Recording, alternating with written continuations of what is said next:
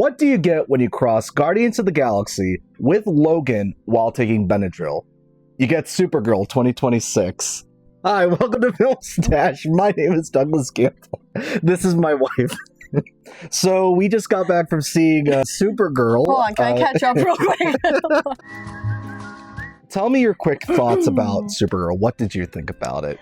I thought it was a fun movie. I'm glad I didn't pay for my ticket. Just felt like all the Marvel crap that they've been spewing out. The Superman film, I really enjoyed that one. You know, I hadn't seen a trailer for this one yet. I just knew that Momoa was going to be Lobo. I knew that there was going to be Supergirl and Crypto. Those were my expectations, and I figured it would have the same energy as the David Corn Sweat. I mean, I knew that she was like supposed to be like a party girl, but I expected the movie to kind of feel the same. If the thumbnail or what I just said like didn't tell you what I thought about already, it's not to say that this movie was bad. This felt very much like all the ingredients were there to make a good movie, but somehow, even though James Gunn was not involved in directing or writing wise, it just felt like his fingerprints were like all over this. The James Gunn style kind of not at the full pace that it could be. It wasn't fully there. The main Supergirl, Millie Alcock's performance, like it was good, but just like something felt missing. It came and went in my mind. Better than like a Birds of Prey, but just it wasn't good. I wouldn't rewatch it. Like I've seen Superman like probably 4 times now. I was kind of going through this because like normally as soon as I leave a movie theater, I like write my notes down. I usually have like my thoughts like for a couple days, but this one to me was like so kind of forgettable that I had to like jot this shit down like right now because I was so afraid I would add nothing today. I have a couple reasons here as to why I personally think it didn't work. Number one, wrong story, wrong time. Whenever we got that Superman film a couple years ago, one of my main issues was kind of like, you're just thrown to the story right away. You don't really get to know Clark outside like how he was raised, all this stuff that we've seen with Superman. But with you like making us watch it multiple times over the past year, I really kind of learned to appreciate that. And I kind of saw like what James Gunn was trying to do. We know Superman. Society knows Superman. We kind of like skip it and tell like a super interesting, cool new story with Superman. But with Supergirl, people know her from the comics. They've seen the show probably, but she isn't that culturally as well known. Tackling her trauma like from the very get-go, you're kind of skipping all that crap, jumping right into it for this character that we don't even really know. Kind of like jumping into Logan without seeing like X-Men 1. You don't really get to know this person. There isn't as much investment, like not where it should be. It gave us her story as we went. You know, we saw like her whole life. Those little flashbacks that we got, they were like way more interesting than the actual film that we got. Her planet slowly die and her sort of not being able to do anything. Her going to Earth and talking to Superman and him trying to help her out. And yeah, maybe we should make that a movie. That's what I'm saying. Like that should have been the movie. I know like we're trying to make this a lived-in world. You gotta explain something to get people invested in the characters. That's kind of why early Marvel worked. Number 2, predictable story. Even in the theater, I was whispering over, hey, do you think the unlikely main character will go with the little girl in need of help? And Doug's like, quit. Who hasn't seen that story? And you know?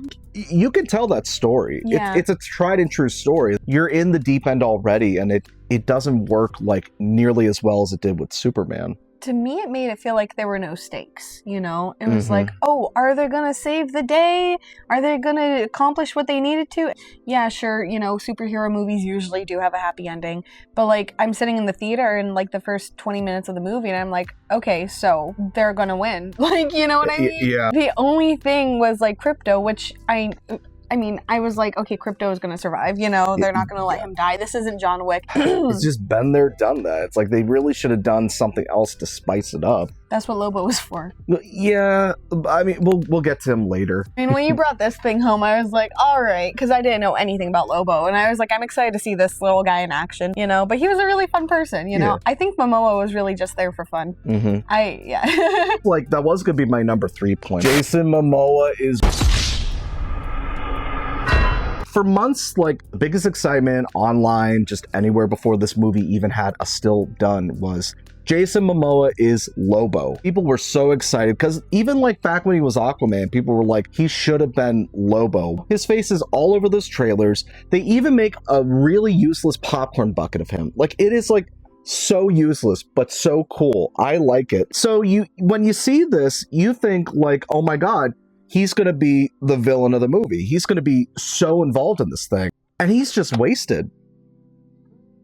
They only used him when convenient, you know? Yeah, it was like 2 scenes, not even. Like when they were a little bit helpless, I was like, okay, here comes Lobo. Literally only when convenient, he popped up. I would have liked to see him, you know, have like an actual story. And the whole time, like, she's even like, you don't want to mess with him. You don't want to mess with him. He's got a god complex. Yeah. No, he had a fun uncle complex. I was gonna say, in my mind. Why do we not want to mess with him? Yeah. We don't see that. Nobody has explained that. It's really well. He's brutal, but it's like, okay, but he's not doing it to our main characters. Where's the stakes? He's cool, and I'm pissed that he wasn't in it more. I hope we get another movie with Lobo, or even a Lobo movie. See, I know you're watching Warner Bros. Paramount, we know you're watching this. Please put him in more things. Please. You have this really cool antagonist in the film. You set him up. And then you just, you know, to kind of bring it back to Guardians of the Galaxy, just a space pirate be your villain. I feel nothing for the guy. He doesn't even feel like an antagonist. No. I try not to criticize child acting at all. With how the little girl's acting, try to avenge, like, her family's death, I couldn't take any of it seriously either. It reminded me of Moana.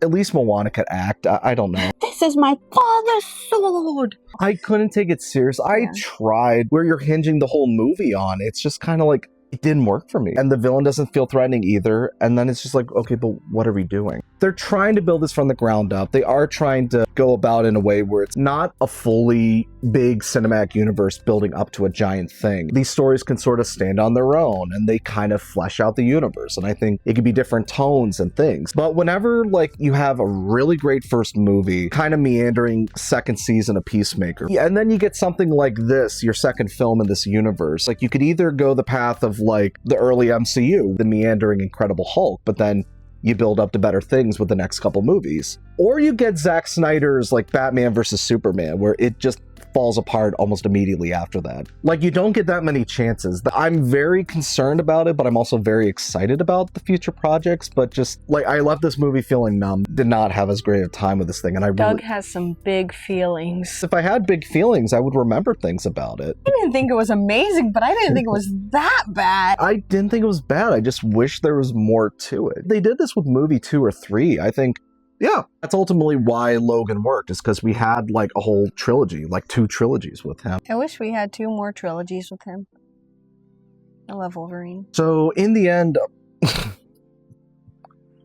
what would you give Supergirl out of 10? Probably like a 6.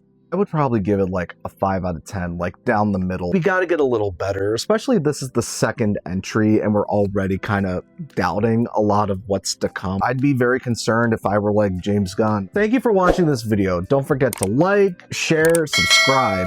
Any help you can give my channel, I would greatly appreciate it. And 700. yeah, oh yeah, we got 700. Thank you guys so much for your help.